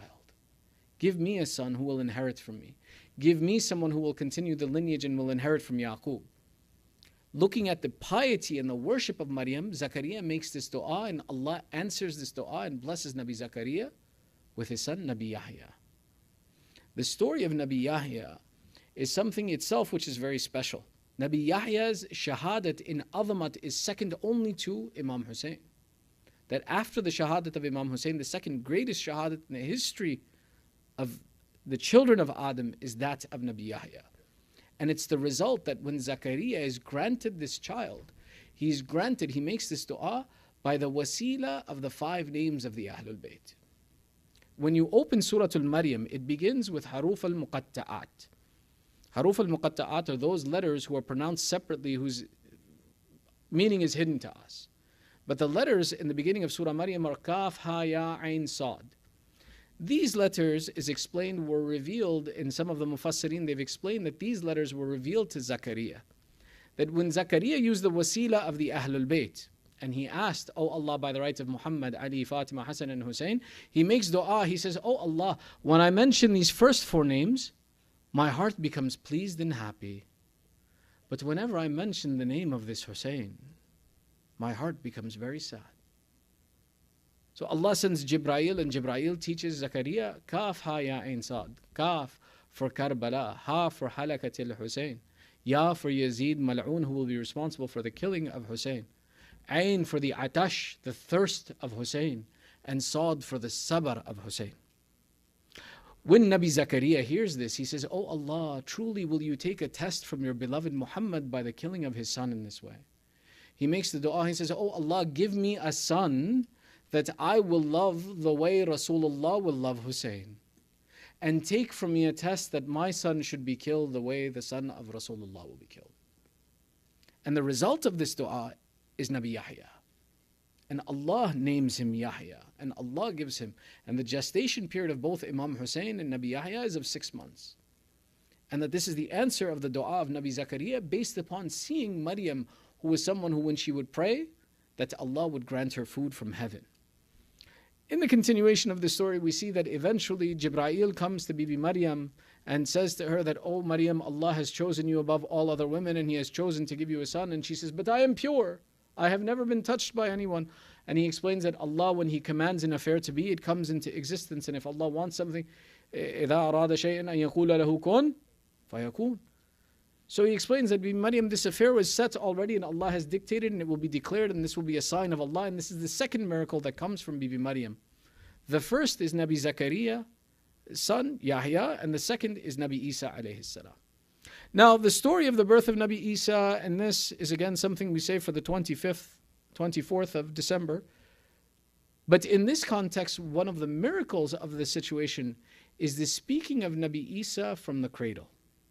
And this is very important. Now imagine something, that a woman who is known for her chastity and her piety suddenly comes back with a child. And the exact thing happened, that people said, "Oh Maryam, we didn't expect this from you." The Quran tells us. People complain, "We didn't expect this from you. Your father was a pious man and good man. Your mother was a good woman. How did you all of a sudden have a child?" Allah has commanded Maryam, "Don't speak. Just point to the child." And eventually, when these people have gathered around her and now they're about to attack her, she points to the infant in her arms, and Nabi Isa begins to speak. And he announces that certainly, "Inni abadullah, atani al-kitab wa ja'alani nabiyya." He announces to the people from his infancy. This miracle is proving the chastity of Bibi Maryam. Now imagine, there's no other circumstance that she could have said anything that would have defended her purity. There is only one way that her purity could have been defended, and that's by Allah making that which was impossible possible in the hands of Maryam, to defend her chastity and to defend her purity. And this is in the way that Allah defends Bibi Maryam and shows that she was someone who was pious and pure. And the idea that Allah can make an infant speak and He can show the signs of Nabuwwat in infancy is a demonstration for us, first and foremost, to know that a Nabi is someone, all Anbiya are Nabis from the moment they are born. But the time at which that they reveal their Nabuwwat to society and announce their messengership varies from Nabi to Nabi. And the significance of the idea that Allah can make a Nabi from infancy. You aren't tired yet. I'll give you one more explanation. You good? You're looking like you're falling asleep. We're almost done. Sallu ala Muhammad wa ali Muhammad. Allahumma salli ala Muhammad wa ali. Remember that we had A'immah who began their imamat at the age of 8. How is it that we accepted an imam at the age of 8? It was because we had the demonstrated proofs that Allah can put His authority even in the mouth of an infant. This was one of the significant things that showed to us that when, for example, our 9th Imam and our 10th Imam, who began their imamat as children of 8 and 9 years of age, yes, they had the hikmah, but the fact that people were willing to listen to them was because of the fact that they had seen in the history that Allah, when He chooses, He can bring nabuwat in the mouth of Zakaria's son Yahya, who began his nabuwat as a child. and even further as an infant who was Nabi Isa in the hands of his mother. Which is why these were important factors to note, and it was a reminder in the 9th and 10th Imam, so that when the 12th Imam's time came and began his Imamat at the age of 5, the mu'mineen were not confused. They were not lost. Because they said, we have seen this before, we know where the authority of Allah sits. Just because the Imam is 5 years of age, it doesn't mean that he can't be an Imam. Sallu ala Muhammad wa ali Muhammad.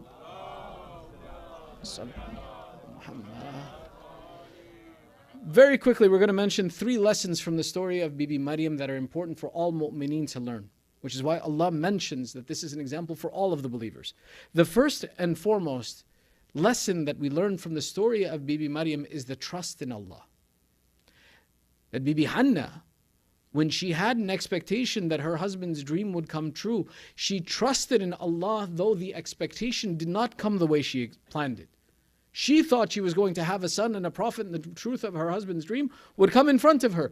But when it didn't, she didn't lose trust in Allah.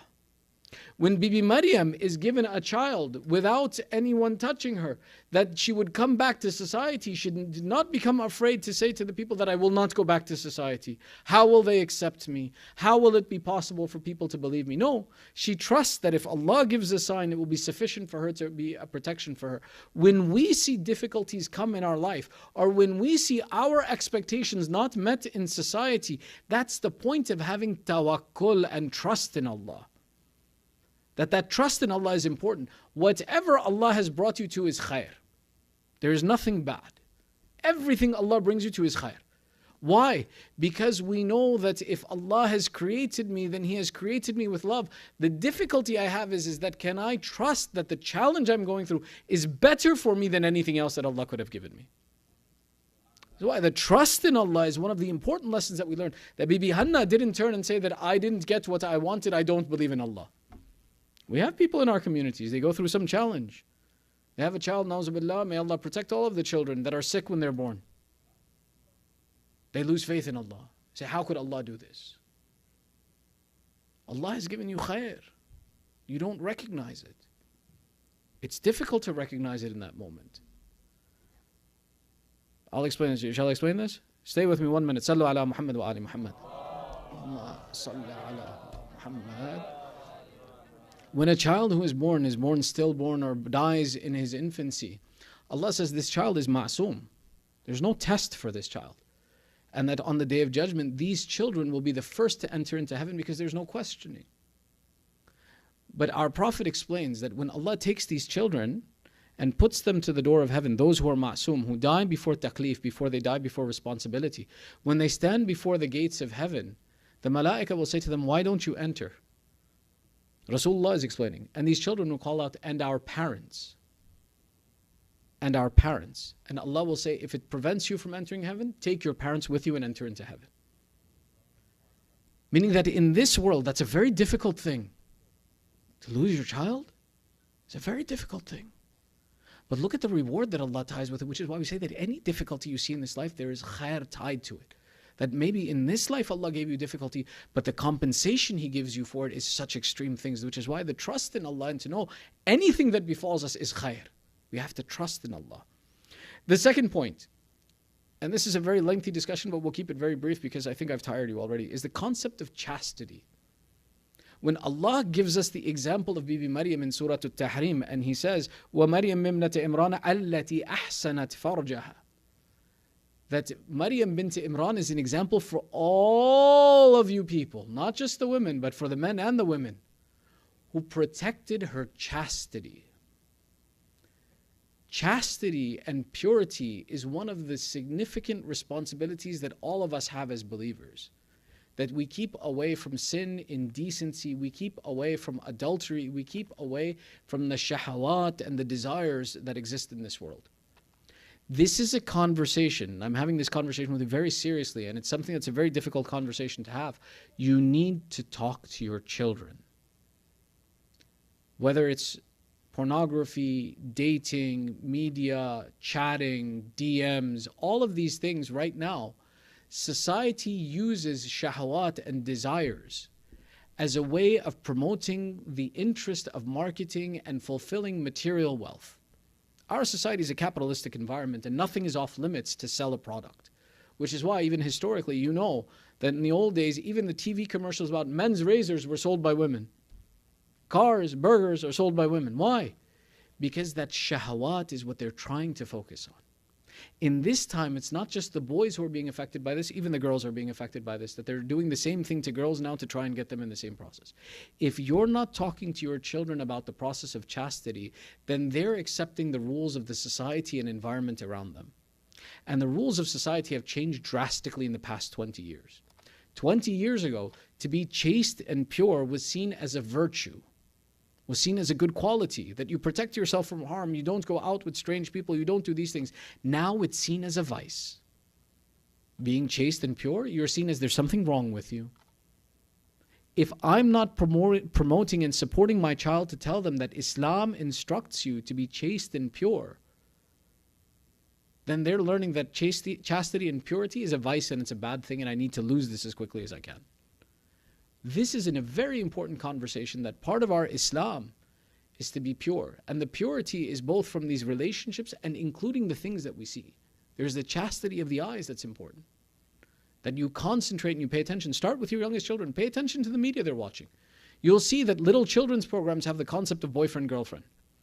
Every movie that comes out for children has a love story in it. What are we teaching our children? We're promoting the concept of shahwat from an age that's too early. The entire nation of Nabi Lut was cast out because they couldn't control their shahwat. Shaitan uses this as a tool to destroy society. If we're living in a society that is being affected by the impact of shahwat, we need to have conversations. We need to censor, protect, discuss, change the environment so that our children aren't following the norm of society and falling into this mistake. And one of the important ways that we do this is by keeping them with us. Don't leave your children alone with media devices. Don't leave yourself alone with your cell phones or your tablets. Sit in public places such that that importance of the environment will protect us from the indecency that shaitan wants to push us to. This concept of chastity, Allah is promoting it and educating us. Chastity is very, very, very, very, let me say it one more time, very important. And it's something that in our society is incredibly threatened. And it's changing so quickly that the shahawat now aren't even focused on the opposite gender. It's focused on whatever makes you happy. Whatever you can imagine. And a child who's too young, when they're approached with these shahawat, they don't have the ability to discern what's right and what's wrong. They go with whatever's in front of them. And if they fall down this path, it's our mistake. We haven't protected them. We have to protect them.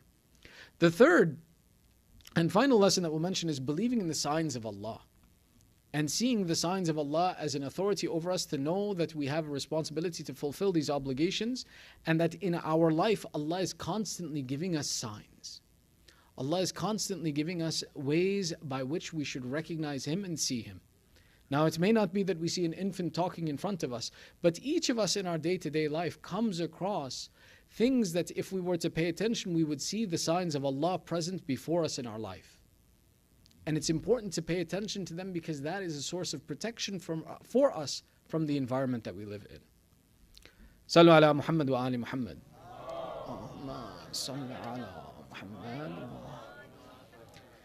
This Bibi Maryam, there's a mention of her even in the Masa'ib of Abu Abdullah. At the shahadat of Sayyidah Zahra salamullahi alayha, when her ghusl and kafan are done, Amir al-Mu'mineen turns to his children and he says, come bid farewell to your mother. Imam Hassan comes, Sayyidah Zainab comes, Bibi Kulthum comes. But Amir al-Mu'mineen turns and he looks and he sees Imam Hussain standing at the back away from his mother. He says, oh Hussain, why don't you come bid farewell to your mother? Imam Hussain is a young boy, maybe of 5 or 6 years. He turns and he says, Baba, when Maryam bint Imran left this world, she called to Isa to come and bid farewell to her. Baba, I am no less than Isa was to Maryam. I will not go to my mother until she calls to me. They write in the authentic narrations that they said that the kafan of Sayyidah Zahra opened, her arms raised from her kafan, and she called out, Hussein, come to me. Come to your mother. In the wasi'ah of Sayyidah Zahra, she had said to Amir al-Mu'mineen, be careful of my orphans and be careful of this Hussein. He is very attached to me. And remember that Hussein is thirsty very often. Don't let my Hussein be thirsty.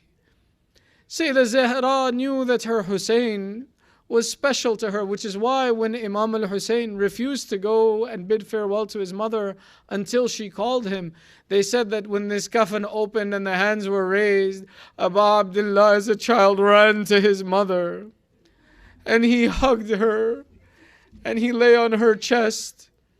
And that the situation began, that everyone began crying until Jibreel comes to Amir al-Mu'mineen and calls, Oh Ali, the angels looking at Hussein attached to the chest of Zahra have begun a weeping in the heavens.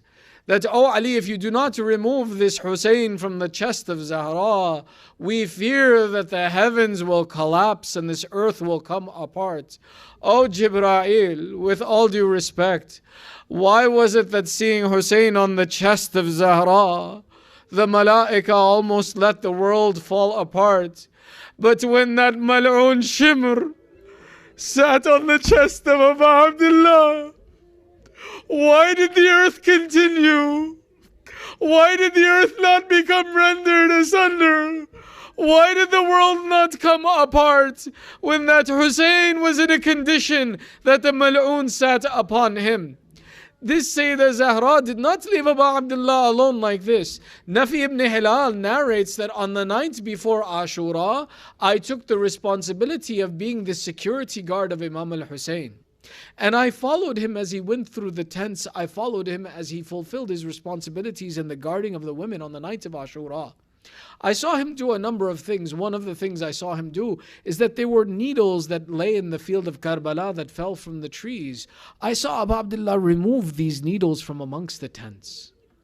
I said, Ya Abu Abdullah, why do you remove these needles? He says, tomorrow, O Nafi, after our shahadat, these tents will be lit on fire. Our women and children will run from tent to tent.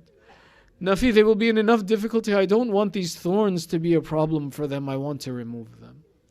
Nafi says, after this I saw Abu Abdullah go into the Maidan, into the field of Karbala, and there I saw him do something else where he would remove the stones from certain places, remove the rocks. I said, Ya Abu Abdullah, teach me, educate me, why do you remove the rocks from the field of Karbala? This isn't even the tents. He says, Oh Nafi, here my Muslim will fall. When he falls from his horse, I don't want the stones to hurt him any more than he is hurt. Here Habib will fall. Here Zuhair will fall. That Nafi says, I saw him clear all of these places. Then I saw him start to clear other places. Where I saw him clear a large place. I said, Ya Ibn Rasulullah, whose place is this? He says, here the body of my Qasim will be run over and spread out. I saw him visit other places, but as I saw him visit these places, I heard a painful moaning coming from the field of Karbala. I turned to Abu Abdullah, Ya Abu Abdullah, I am your protector tonight. What is this sound that I hear? It makes me uneasy. Abu Abdullah said, Nafi, don't pay attention to it. Sometime again later, I kept hearing this wailing, this crying, and it kept hurting me. We were far from the tents now. I said, Ya Abu Abdullah, what is this noise? I swear to you. He says, Nafi, don't pay attention. Ya Abu Abdullah, I swear to you, it is my job to protect you. This makes me very uneasy. What am I hearing? He says, Oh Nafi, the way I am clearing the place of my Akbar tonight, my mother is clearing the place of my Shahada. It is the crying of my mother Zahra as she cleans the place of my Shahadat, that tomorrow when I am taken from my horse, I am dragged through the field of Karbala. I am run over by horses.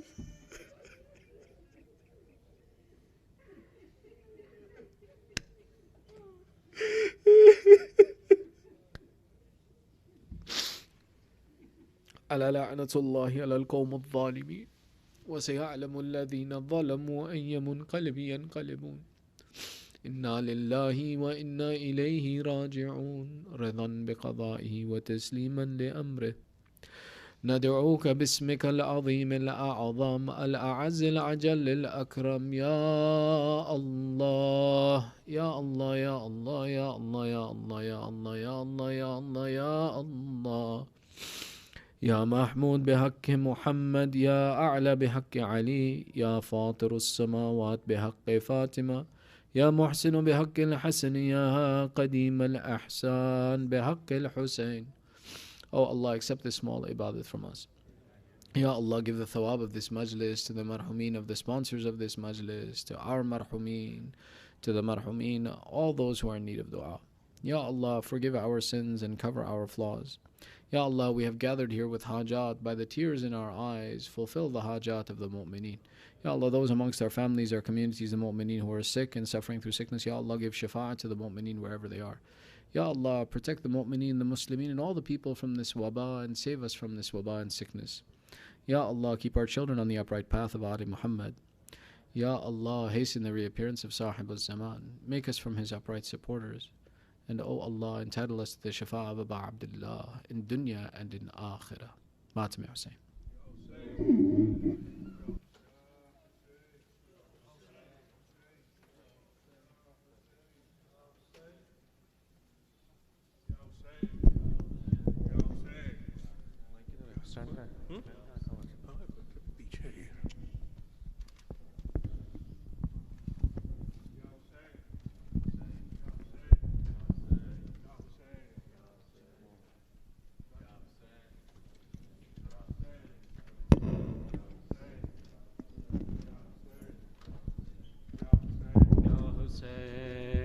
Ya Hussein, Ya Hussein.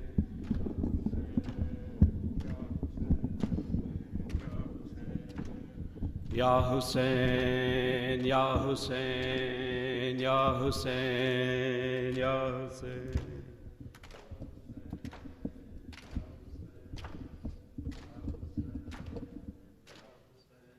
Ya Rab koi masooma زندہ میں نہ تنہا ہو یا رب کوئی معصوما زندہ میں نہ تنہا ہو یا رب کوئی معصوما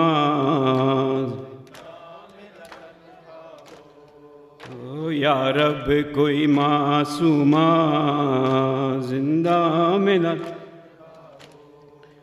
یا رب کوئی معصوما زندہ میں نہ تنہا ہو پابند نہ ہو آہیں ہائے پابند نہ ہو آہیں رونے پہ نہ پہرا ہو یا رب کوئی معصوما ہو یا رب کوئی معصوم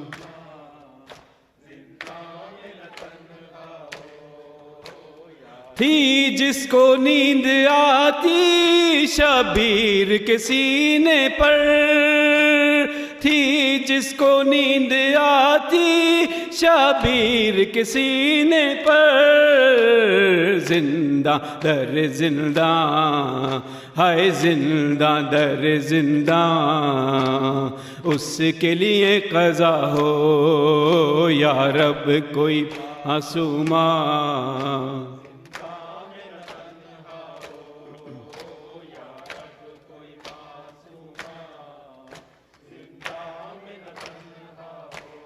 زندان سے آتی تھی آواز سسکنے کی زندان سے آتی تھی آواز سسکنے کی جیسے کہ سکینہ کو ہے جیسے کہ سکینہ کو ہر زندان رو رہا ہو یا رب کوئی معصوما زندہ میں نہ تنہا ہو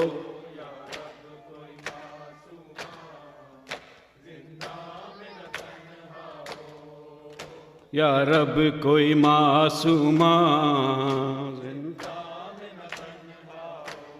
ٹکرائے نہ وہ کیوں سر زنداں کی دیواروں سے، ٹکرائے نہ وہ کیوں سر زنداں کی دیواروں سے، بھائی سے اور پھوپھی سے، ہائے بھائی سے اور پھوپھی سے، جس کو جدا کیا ہو یا رب کوئی دام نہ تنہا ہو، یا رب کوئی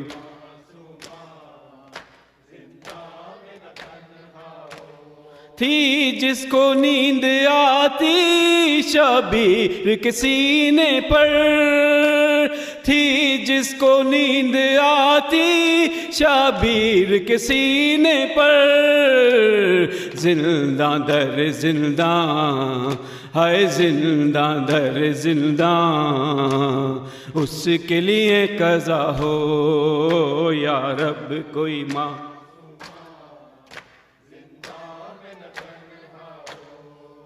ہو، یا رب کوئی معصوم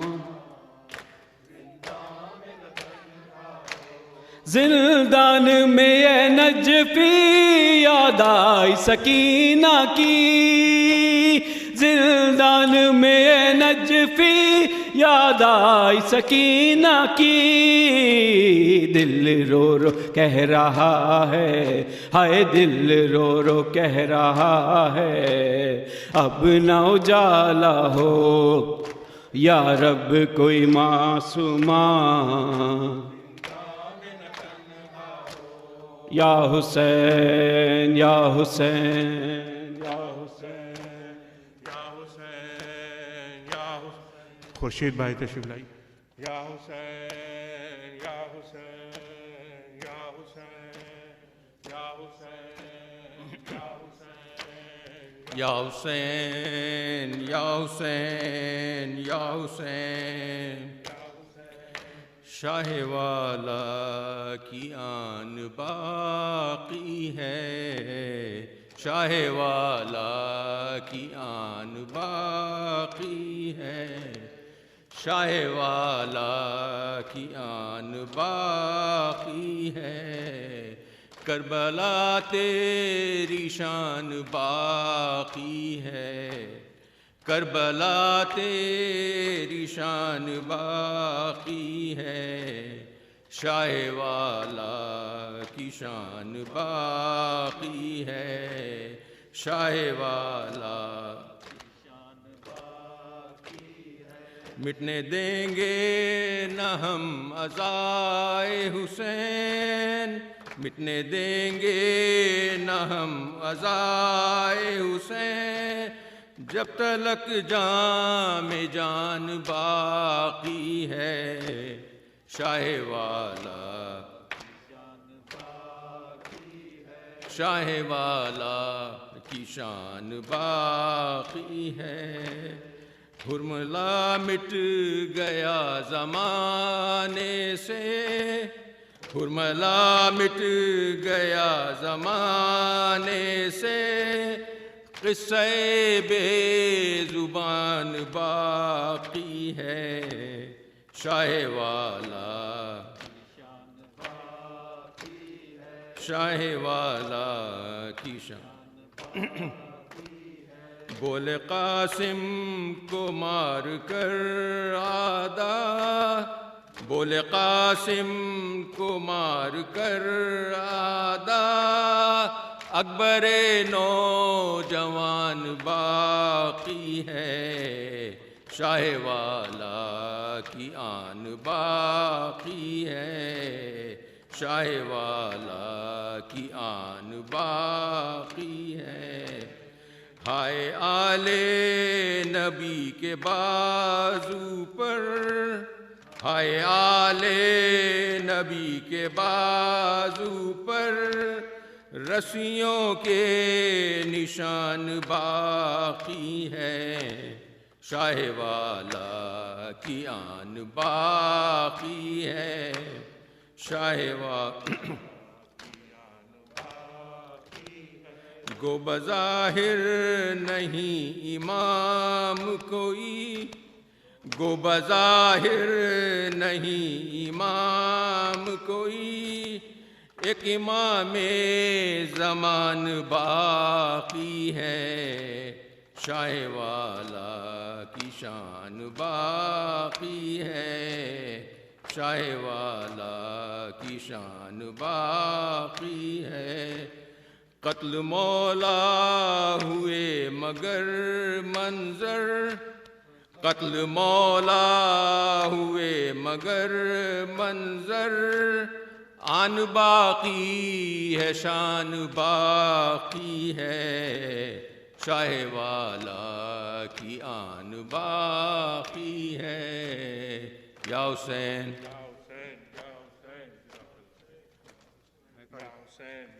قطع پڑھ دیتا ہوں بس۔